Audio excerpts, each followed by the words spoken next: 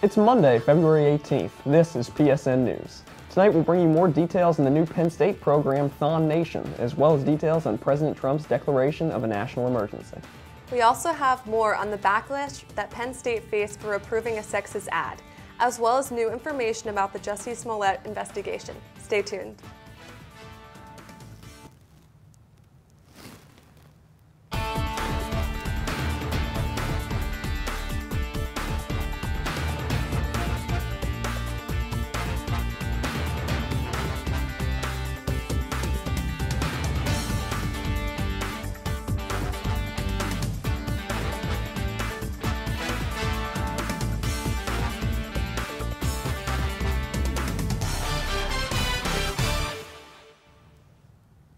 Thanks for joining us tonight. I'm Justin Korman. And I'm Melanie Weltner.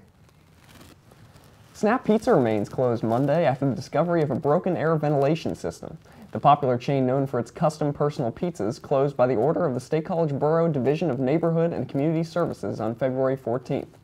Snap Pizza replaced Herwig's Austrian Bistro on College Avenue in the fall of 2018, and it is unclear when the restaurant will reopen. A new initiative centered around Penn State's THON aims to expand THON's reach worldwide.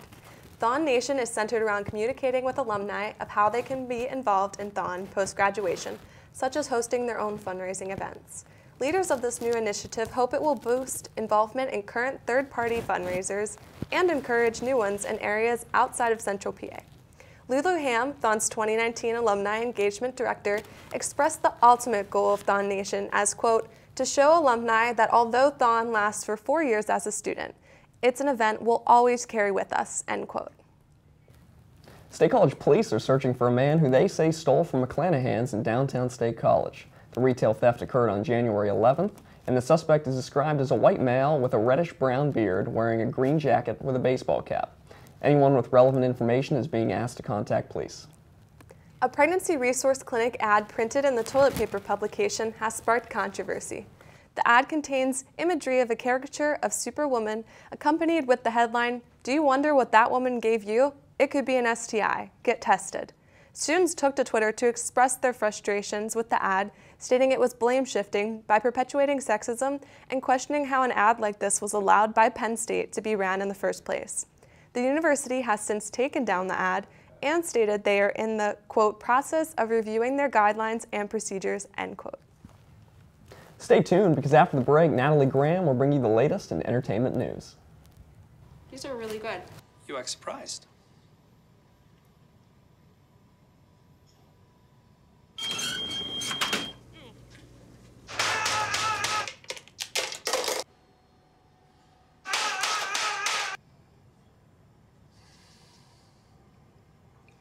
Practice makes perfect. You don't have to be perfect to be a perfect parent. There are thousands of teens in foster care who don't need perfection. They need you.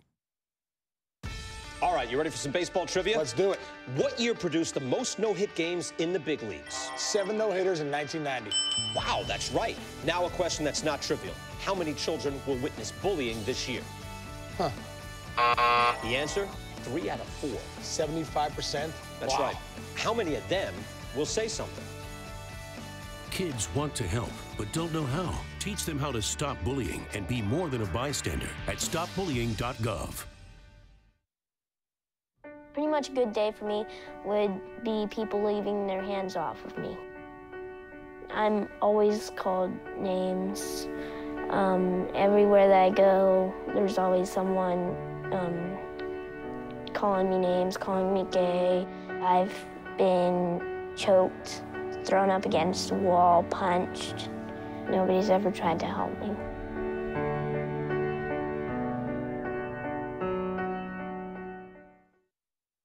You guys. So, what's up? Oh, we finally bought a place. Holy cow. You seriously have enough saved to do that? We've been putting a little aside each month. Jeez, at the end of the month, we have nothing left to save. Yeah, I have no idea where it goes. Well, you're spending a lot on... Is it good? Oh, God. Oh, how is my account overdrawn? When it comes to financial stability, don't get left behind. Get tools and tips for saving at feedthepig.org. Welcome back to PSN News. I'm Natalie Graham with your entertainment update. Penn State's annual music festival, Moving On, has announced they are adding a new series called Acoustic Roadshow.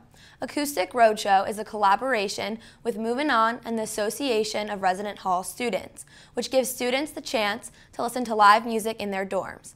It will be running through the entire month of February in the Commons of North, Pollock, East, West, and South. It allows students to discover local bands and artists in a calmer and more convenient environment. Tickets are free of charge and the events are available to all Penn State students. This year's THON 2019 had quite the variety of performers attend. Andy Grammer was one of the first to appear and made a surprise performance Friday night. He mentioned he had lost his mother to cancer after he sang Good to Be Alive. His drummer threw his drumstick into the crowd, making one of the dancers extremely happy. Viral sensation and now singer Mason Ramsey also took the stage Saturday evening after days of rumors were spread about his appearance at THON. He sang songs such as Jambalaya and Famous and covered Johnny Cash's song Ring of Fire. Philly band The Rockets closed the final hour of THON. The group crossed a wide variety of genres, which was a perfect way to keep everyone going. The Chainsmokers recently announced that artist Lennon Stella and band 5 Seconds of Summer will be opening for them on their World War Joy Tour. After releasing the collaboration with both bands, song Who Do You Love and the tour, some 5 Seconds of Summer fans are not happy with this decision. Some fans are tweeting their frustration, believing the Chainsmokers have said controversial remarks before and don't want the band being associated with them. For those who do plan on attending, the tour will be kicked off in September and will even be performing at the Bryce Jordan Center September 29th. That's your entertainment update. Stay tuned because after the break, Brandon DeWolf has the latest in sports. Wow, these are really good. You act surprised.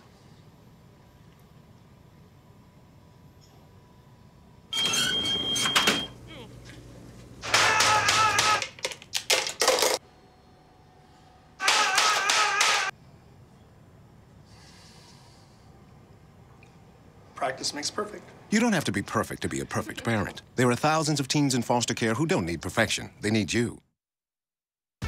All right, you ready for some baseball trivia? Let's do it. What year produced the most no-hit games in the big leagues? 7 no-hitters in 1990. Wow, that's right. Now a question that's not trivial. How many children will witness bullying this year? Huh. The answer? 3 out of 4. 75%? That's Wow. right. How many of them will say something? Kids want to help, but don't know how. Teach them how to stop bullying and be more than a bystander at stopbullying.gov.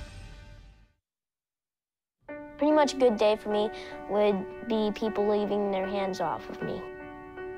I'm always called names. Everywhere that I go, there's always someone calling me names, calling me gay. I've been choked, thrown up against a wall, punched. Nobody's ever tried to help me.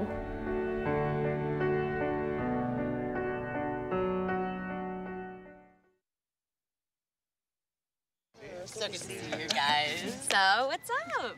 Oh, we finally bought a place. Holy cow. You seriously have enough saved to do that? We've been putting a little aside each month. Jeez, at the end of the month, we have nothing left to save. Yeah, I have no idea where it goes. Well, you're spending a lot on... Was it good? Oh, God. Oh, how is my account overdrawn? When it comes to financial stability, don't get left behind. Get tools and tips for saving at feedthepig.org.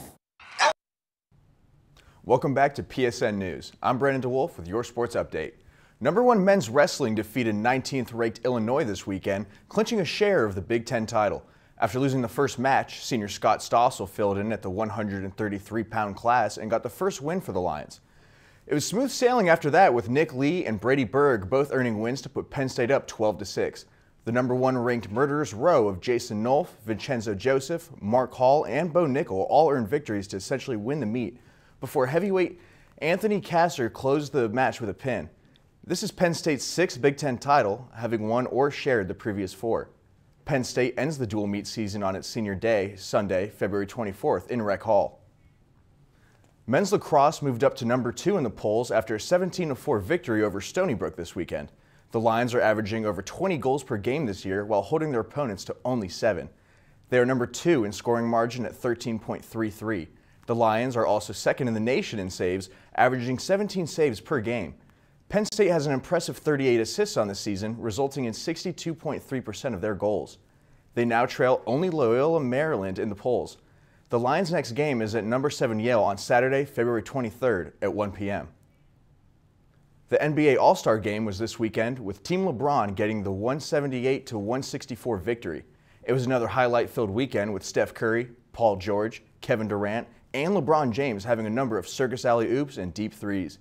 Team LeBron was down 14 points early in the third quarter, but was able to take the lead in the fourth quarter to secure the victory. NBA regular season action starts back up on Thursday at 7 p.m. with the Heat facing off against 76ers and Suns traveling to Cleveland to take on the Cavaliers. That was your sports update. We'll have this week's weather report after the break. Stay tuned.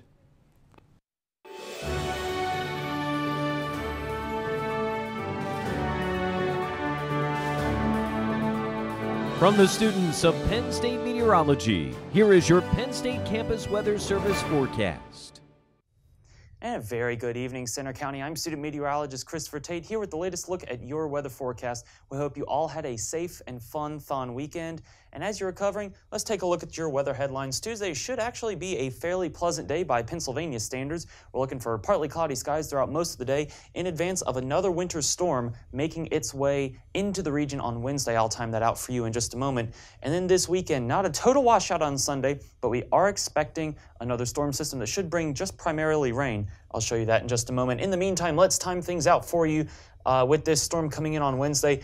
Pausing things here at 9 a.m. Should be a chilly start to the morning, right around 18 degrees as you're heading out to classes, with clouds over much of Pennsylvania and including off to the south and west of the area. But then as we step through, you can notice this large swath of precipitation starting to work its way up from the Gulf states. Temperatures around 25 degrees Wednesday at 1 a.m., but you'll notice all this snow and some frozen precipitation thrown in there to boot.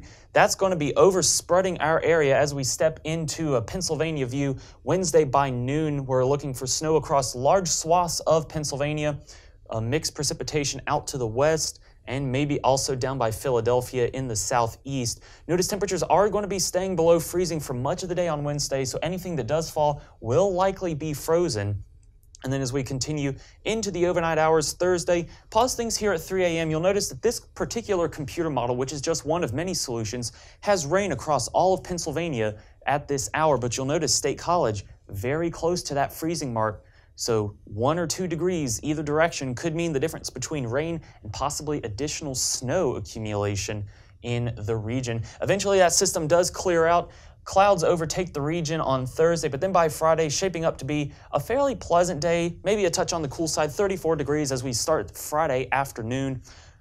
But that's all in advance of another system coming up out of the south. Temperatures right around freezing to start your Saturday.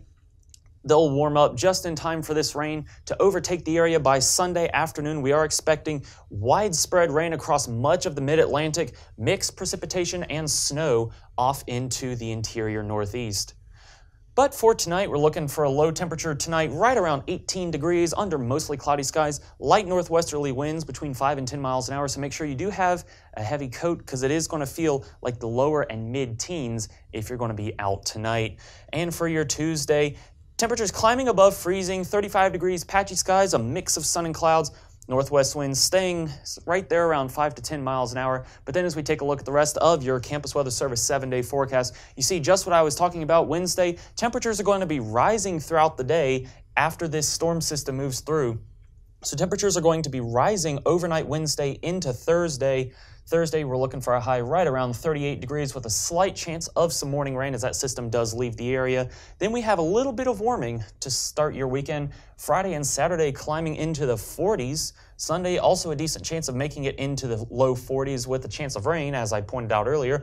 And for your Monday, temperatures falling right back down to around where we should be for this time of year under partly cloudy skies. For the Penn State Campus Weather Service, I'm student meteorologist Christopher Tate. Have a great evening. 5 were killed Friday in a workplace shooting that terrorized a Chicago suburb. 45-year-old Gary Martin opened fire on his co-workers early Friday afternoon after being informed that he was being fired from his job at the Henry Pratt Company Industrial Complex. Martin, a 15-year employee, injured 6 responding police officers before he was killed by law enforcement. A Smith & Wesson handgun armed with a laser sight was found near Martin's body, which police say Martin owned illegally because of a previous aggravated assault conviction. A Houston officer is being investigated after a drug raid resulted in 2 residents' death and 4 officers being shot. While police had a reasonable cause to investigate the residents, it has come to the surface that the officer may have lied to obtain the warrant. Officer Gerald Goins claims he sent an informant to make a purchase at the residence, and the informant returned with heroin and intel that there was a weapon inside the home. This supposed informant is suspected by investigators to not actually exist, since all the informants listed as having worked with Officer Goins denied ever buying from the 2 residents. The officer in question has not been formally identified, but Police Chief Art Acevedo promised there will be an investigation to not only this case, but to the entire narcotic street-level units as well. President Trump declared a national emergency on Friday in order to secure funding for a wall on the U.S.-Mexico border. Funding legislation passed by Congress late last week averted another government shutdown, but only included $1.375 billion for a border wall. The president made it clear he was seeking at least $5.7 billion for the wall construction project and will now shift money from other programs to secure that funding. Critics immediately questioned the legality of the president's use of the National Emergencies Act for what many do not consider a national crisis. They were quick to point out that in a press conference Friday afternoon, President Trump was quoted as saying he, quote, didn't need to do this, end quote, in reference to the emergency declaration. The 2 brothers arrested in connection with the assault of Empire's Jussie Smollett's are now working with police and have been removed as suspects from the case. The men are claiming Smollett planned the attack and paid them to participate. Evidence was found by detectives to corroborate the brothers' story, specifically of where they bought the rope that was found around Smollett's neck. The Chicago Police Department stated this new information has, quote, shifted the trajectory of the investigation, end quote. The actor is reportedly, quote, angered and devastated, unquote, by the accusation that he planned the attack himself, but has remained outspoken in his intent to continue to cooperate with authorities. The investigation into the attack is ongoing. And that's all for tonight on PSN News. Be sure to check us out on Twitter at PSN News. Thank you for joining us.